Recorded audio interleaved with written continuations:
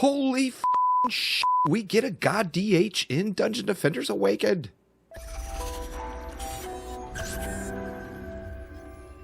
What's going on, everyone? Juicebags here, and welcome back to the channel. Oh, we got the full gameplay reveal today. Now, there was some technical difficulties, so we didn't get to see the rogue actually in action, but we did get to see the rogue in game. And I gotta start right off and say, this is without a doubt the best looking character model in all of Dungeon Defenders Awakened. It just is. This is a huge step up from all the others, and kudos to whichever of the artists was able to get this done, because it looks just amazing. So that is some badass work right there. Now, we know about the rogue's basics. If you are unfamiliar with the mechanics of how the rogue is going to work, I will link a video up above in the cards that will give you a rundown of all the rogue's abilities. Now, let's just get right into it. It looks good. It looks really good. Now, I was pretty dang pessimistic. For those of you that are in my Discord, you saw me rant and raving about it all morning prior to the stream.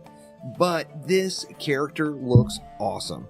You guys know I'm not a big fan of melee characters in most games I play, but there are a few cool things about the rogue that could just change my mind on that subject. Now, a few things that were glaring questions. A lot of folks were wondering, well, what does this mean for your fusion gear? So is it now a waste of a slot? Now, the rogue doesn't have any defenses. However, the rogue's abilities or devices that are there in replacement to the defenses will be affected by the fusion gear. So the different devices will be affected by the fusion sets.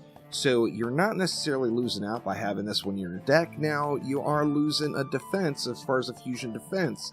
And Chromatic also said that they have something in mind, they know that it's a concern, but they're not ready to talk to us about it yet. So something else is going to happen there.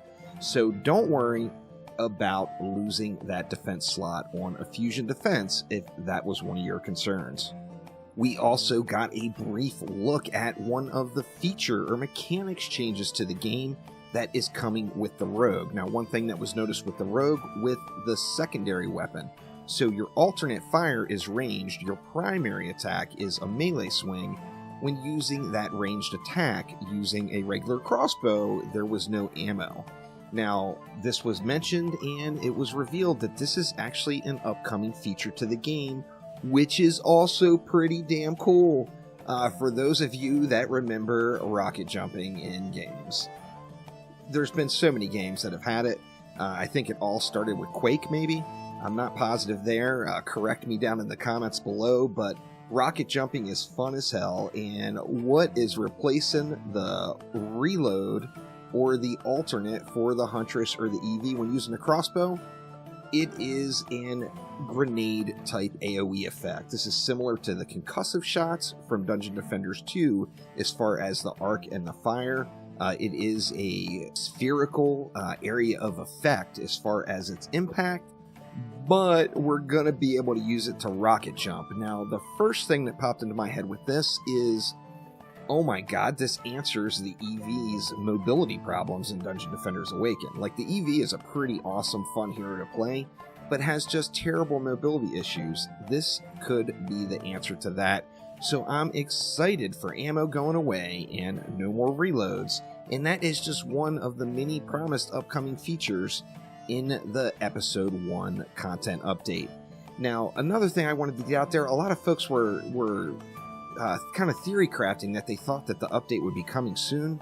As I've been telling everybody, this update is not coming out in the very immediate next days or week or even. To be honest with you, I would be pleasantly surprised if we got it in a month from right now. I think even that would potentially be at the short time of it. And we just have to realize that although the characters and the maps are revealed, there's a lot more coming in Episode 1. They've been telling us the whole time that there's going to be massive feature and mechanical changes. Today they mentioned the whole reloading and no more ammo and the rocket jump and the alternate fire grenade attack for any crossbow user. Additionally, they said that there's going to be an entire inventory rework. So there's a lot more coming other than just these maps and heroes. and they'll get it to us when it's all done. It's not going to be this week, it's not going to be next week, and we just don't know when it's going to get here quite yet. Now, without further ado, let's jump right on into some in-game gameplay of the Rogue. Let's get it. Share my screen in Discord, so that way you can have a oh, like live. Yeah. Instead of, hey, like 4 seconds have passed. Rogue is not on the Switch build currently, so we're working on getting our submission going still to Nintendo. The hope is just, this is a bean while we're waiting. The goal is to have that submitted for our first round by the end of today. But then it's like a lengthy process from there. Yeah. So this is the Rogue with his icons, as you can see. As we kind of pointed out in the post, he's a bit like, we wanted to do a pure DPS hero, to have at least one within our 7 heroes. And so we really wanted to kind of like look at some of the things that made DPS heroes fun in the past, as well as, having more of a DDA/DD1 feel to them. And so, we played around with the idea of like throwing down traps and whatnot, but there's all kinds of like placement stuff that kind of takes you out of combat. And so we went with the idea of devices. So the way that devices work, for those of you that haven't seen our forum post, is using certain abilities marks targets. And when a target is marked, they will, I don't know which VFX we actually have. If we have like all of them. We don't have the new VFX for the marks up yet. But okay. Whenever you use an ability that marks a target, it will have an icon above its head. And then you can activate one of 3 devices. The way the devices work is they are based off of your defensive stats. So their cooldown, their damage, and the longevity of them is based on various defensive stats, which we're not going to get into the numbers here on stream. So the first ability that you can use is Swift Assault. And so Swift Assault moves your character forward. I forgot what the distance is, but that's fine. Pretty far. Yeah, it's like a good distance. It doesn't scale. Yeah, it can be used in the air as well to help you cover gaps. So speedy. And based on your stats, the range and damage, just like other abilities, well, I guess not range, but the range of it also increases as you get more stats into it. So you can use it on the ground, and it should hit enemies that are above you in the air. And what it does is it will hit every enemy that's within range, but it will mark the 8 closest enemies. We didn't want devices to just, like, depending on the size of how many enemies you hit, activating them all at once with the amount of VFX that plays could be crazy. So one was a performance concern, but also we wanted devices to feel very impactful, and we wanted these abilities to be very strong against special enemies as well. So something we covered in the post. So the first is, so you did I've been doing assault. You did Swift Assault. Yeah. The second is Disengage. So Swift Assault gets you in close. It allows you to jump in, use a device, and then you can immediately use Disengage to get out, which will also mark up to 8 targets. It will damage whatever's in range, but it will mark up to 8 targets. And then you can use another device. There's a lot of different ways to kind of play this hero. One is the get in, use a device, disengage, use a device, and then also take him down from afar. So the first device is the arcing device. It snares enemies, and then any attack that's made against that enemy will have additional lightning damage applied to it, as you can see with what Phil's showing. And I think, Phil, you've got no gear on right now, right? Yeah, I've got no gear on. I have a like 20 in every stat just for the display purposes, but yeah, no gear. So these numbers are not by any means, like, I think we actually just greatly increased the strength of all these things just from our own testing. So the activation of these devices should feel very strong for their intended purpose. Their cooldowns will scale with their ability power, and devices, their cooldown will be scaled by defense rate, and then the normal abilities will be scaled by ability power. Yep. So that's the arcing device. So when you use it, you'll see go ahead and use it.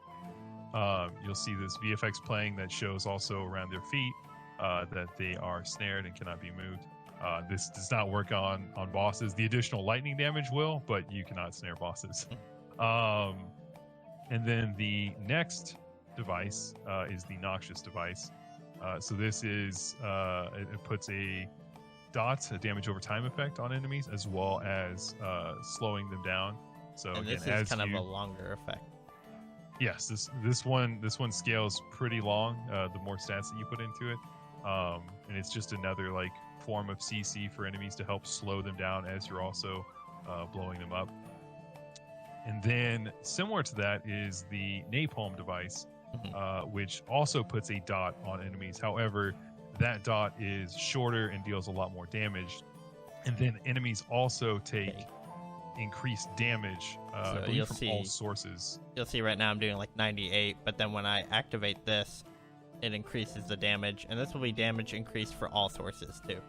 So like your defenses will do more damage, other players will do more damage.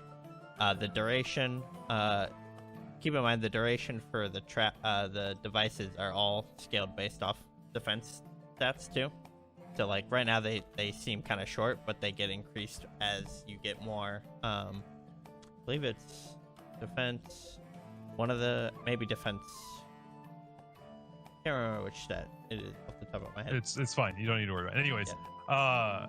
so the whole point is like with a lot of these, you're able to either help stop a lane if something's starting to get a little overrun. You can use ways to enhance the damage of your defenses without actually affecting the defenses and instead putting the debuffs on enemies. This stuff also works, like there's a lot of combinations you can do with items and pets specifically. So people might be thinking of some obsidian pet kind of builds with this. There's a ton of stuff that he brings in with how you use the abilities. There's a lot of different tricks with these things, and it starts kind of blending into how his next two abilities work. So his number 4 is stealth. So you go into stealth, and Phil will show you here in a second. There we go. So he activates his stealth, and this is kind of what I was talking about when it came to asking about shadow skins for this character. Stealth has a duration that's also based on I think it's boost, and it can last pretty long.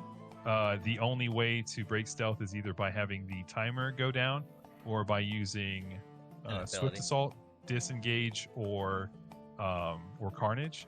Your auto attacks, both melee and ranged, while in stealth, apply marks to enemies that you hit, again up to 8. So you can enter stealth, apply marks to the enemies that you want to have marked. You can then activate one of your devices, immediately mark another 8 enemies, activate a device. It's a way to just quickly activate devices, either up close where enemies aren't going to be targeting you because you're stealth, or from far away in a safe distance. But from stealth, when you use your abilities, they also change what they do. So once Phil stops burning all his cooldowns here, we can actually show what those are. And the first one that we'll do is going to be stealth with Swift Assault. Okay. So when you go into stealth and then you activate Swift Assault, what it does is it throws a dagger, a single dagger that's empowered quite a bit on its damage, and marks the target for you. The idea is that this is kind of a safe way to deal a lot of damage to a single target and then activate a device. We wanted to make sure that it had a little bit different gameplay than the Swift Assault. That allowed you to, for instance, mark a boss, deal more damage. Again, if you kind of saw the amount of damage it dealt there compared to what Phil's base damage is, that just it also scales to some pretty crazy numbers. You also have to keep in mind it scales off weapon damage quite a bit. So yes. So and he's using no weapons right now. So that's one of the things you can start to see all the different functionality within this hero and ways that you could trigger using assault or disengage to mark a target, applying a napalm device, going into stealth, and then using going into stealth and using swift assault to apply a ton of damage. Now the next is using going into stealth and then using disengage. So it does the same thing where it still marks targets and it still throws you backwards.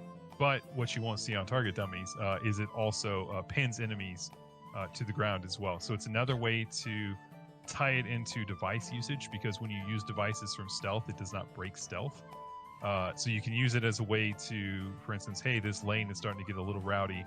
I want to either slow it with the noxious device, or I want to pin them all with the arcing device. You can do that, and then also disengage out of stealth on them to hold them in place a lot longer. So there's a lot of utility that comes in with a lot of this damage as well.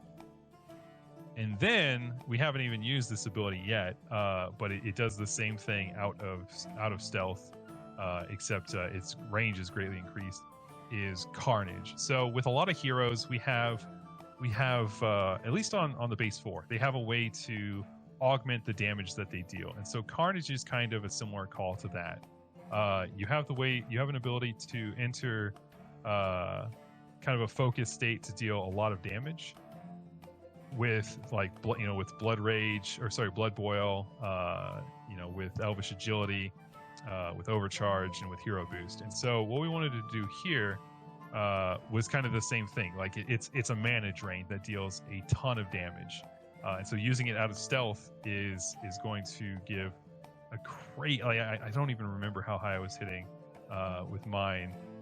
It was millions and millions of damage. It was pretty insane. And so the range also gets increased out of stealth. So one of the things you can do, again, is doing things like using an obsidian pet, using napalm device to increase the damage that a target takes, breaking out of stealth by using Carnage, which you'll be able to be hit by enemies, so it won't be as safe as using something like assault or swift assault. But it'll deal a ton of AoE damage and just melt lanes.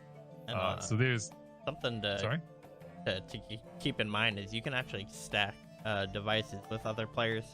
So if you get like your friends and you all do like napalm, they'll all stack together to deal more damage. So you can kind of combo with other rogues in the game if you're playing with friends that are also playing rogue. Oh yeah, you can do some crazy like nuke builds, ways to just like Carnage, wipe out. Where it has increased range. Yeah. So it gets pretty far.